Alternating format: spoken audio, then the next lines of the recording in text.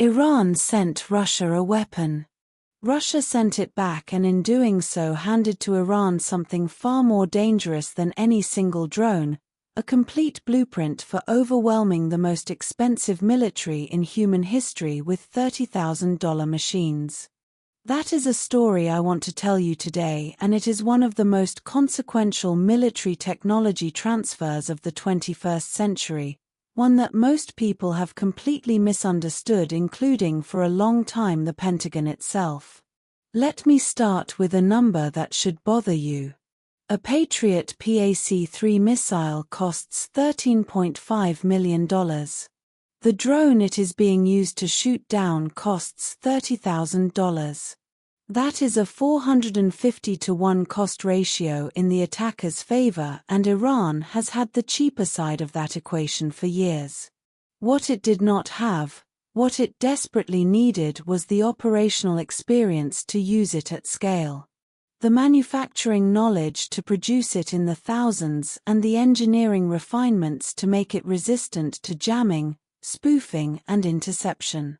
Russia gave Iran all three, not intentionally, not as a gift but as the unavoidable consequence of what happened when Moscow plugged the Iranian Shahd 136 into the most intensive drone warfare laboratory in history, the skies over Ukraine. Here is what actually happened and why it matters more than almost any weapons deal you've ever read about.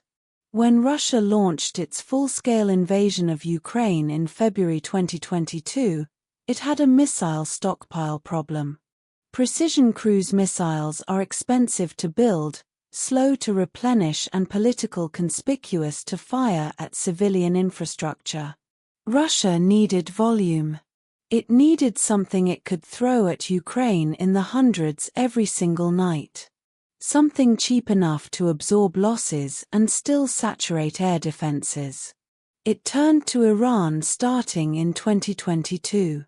Iran began supplying Russia with the Shahd 131 and Shahd 136 one-way attack drones.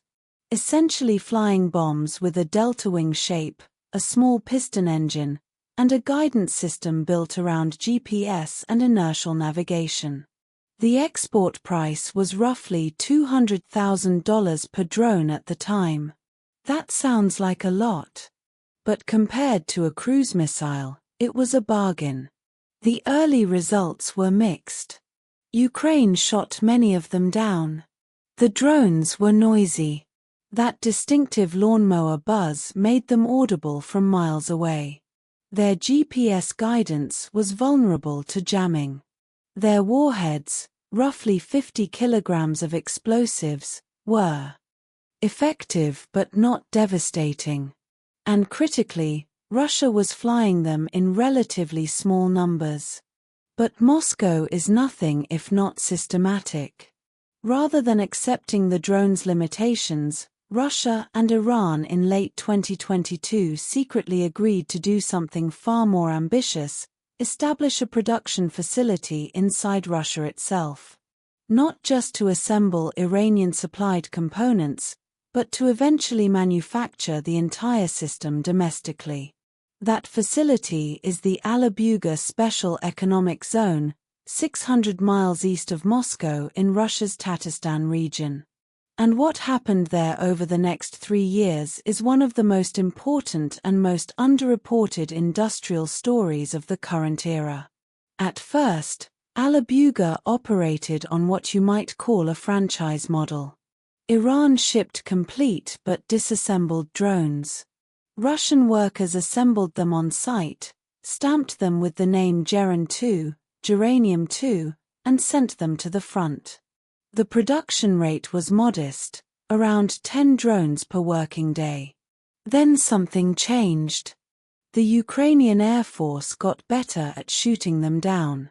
Ukrainian electronic warfare units, backed by NATO intelligence and hardware, began systematically jamming the Shahd's GPS receivers. Drones started falling into fields instead of power stations. Russia faced a choice: abandon the drone campaign or fix the drone. Russia fixed the drone, and this is where the story becomes genuinely important.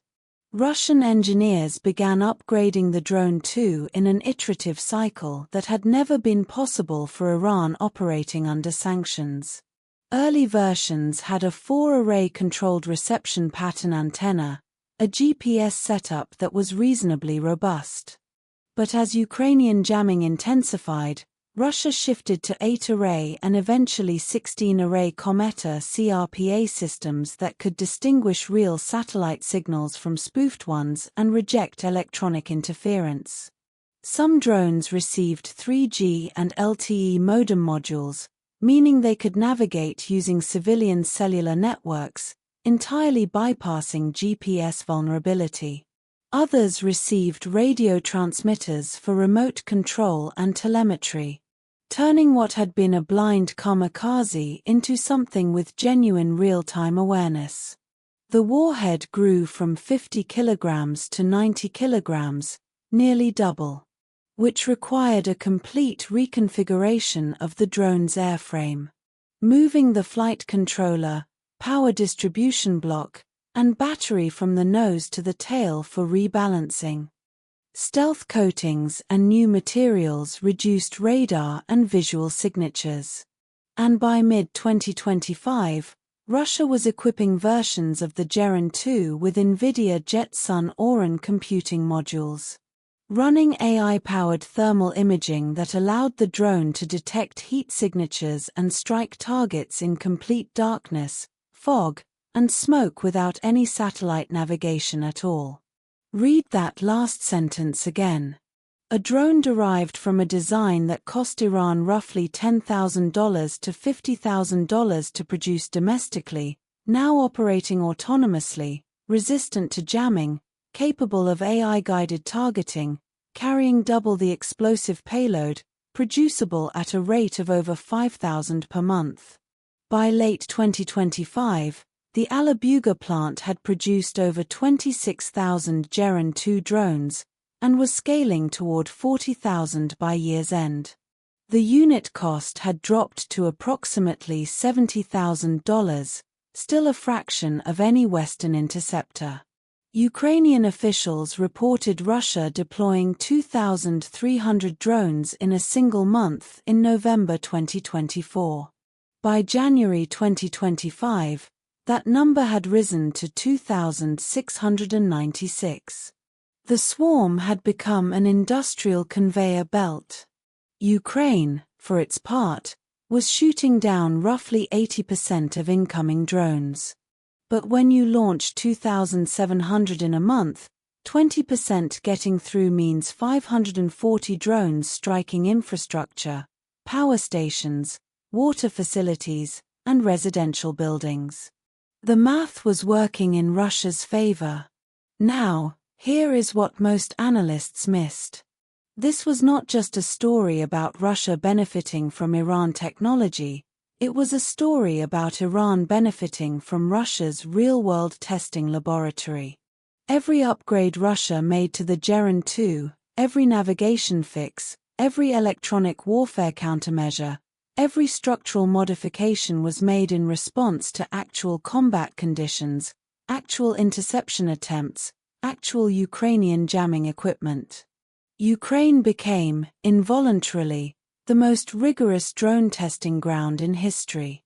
And Iran was watching every lesson. Russian intelligence and defense officials were not shy about the collaborative nature of the arrangement. A Russian-manufactured Geran 2 was discovered at a port in the United Arab Emirates in early 2026, bearing Cyrillic markings identifying it as assembled at the Kupol plant in Izhevsk with a serial number indicating 2024 production.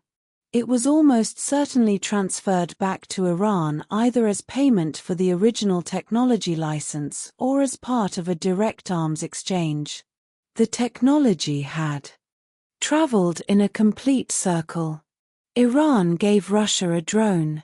Russia improved it through 3 years of live warfare. Russia gave the improved version back to Iran, and by March 2026, Russia was reportedly considering supplying Iran with the Geran 3 and Geran 5, even more advanced variants that Russia had developed independently of the original Iranian design.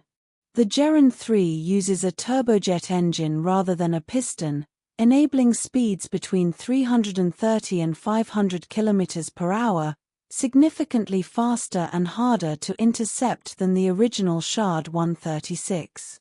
The Geran 5 uses a conventional wing cruise missile layout, moving beyond the distinctive delta wing shape entirely.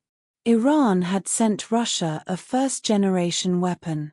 It was receiving back a mature, combat-proven, mass-producible weapon system engineered to defeat the most sophisticated air defenses in the world. And this brings us to the American side of the equation and why Washington's dilemma is far deeper than most commentators have acknowledged. When the United States launched airstrikes on Iran on February 28, 2026, it marked the combat debut of America's newest drone, the Low-Cost Unmanned Combat Attack System or LUCAS. Defense analysts were quick to note the irony. The LUCAS bore unmistakable similarities to the Shahd 136. The United States, having watched Russia leverage Iranian drone technology for 3 years, had done exactly what Russia did, copied the concept, adopted it, and went to war with it. In December 2025, a senior Iranian official reportedly gloated that there was no greater honor than seeing self-proclaimed superpowers kneel before an Iranian drone and copy it. That is a remarkable sentence to parse. Because the Iranian official was right. And also missing the point. The point is not that America copied Iranian technology. The point is that the entire trajectory of this technology transfer, Iran to Russia, Russia improving it, Russia back to Iran, has placed Iran in a fundamentally different strategic position than it occupied in 2022. Iran no longer has a crude GPS-vulnerable drone that can be jammed and shot down in large numbers. It now has, or shortly will have, access to a combat-hardened system with anti-jamming navigation, AI targeting capability, thermobaric warhead options, jet-powered variants, and proven mass production methodology. All tested in the most intense drone warfare environment in modern history. The American cost problem is structural, not technical. The U.S. military spent most of 2025 firing $30,000 drones during Operation Rough Rider against the Houthis at a total cost approaching $1 billion in that operation alone. Patriot missiles are produced at a rate of roughly 100 per year. Iran can produce Shahd-type drones at a rate of thousands per month. No defense that relies on expensive interceptors to stop cheap attackers can be sustained indefinitely. The math is irreversible. What makes the Russia-Iran technology loop so strategically significant is that it has now provided Tehran with something that took years of painful iteration to achieve. The operational confidence that swarms work at scale, the engineering knowledge to make them resilient, and the industrial template to manufacture them in numbers that can genuinely saturate any defense system on Earth. I want to be precise about what I am and I'm arguing here because this is the kind of subject where imprecision creates more heat and light. I am not arguing that Iran has achieved military parity with the United States. It is not. American air power, naval power, and precision strike capability remain in a different category entirely. The Lancet drone, whatever its conceptual debt to the Shahd, is integrated into a military logistics and targeting apparatus that Iran cannot replicate. What I'm arguing is more specific and I think more important. The drone swarm problem is a problem of economics and scale,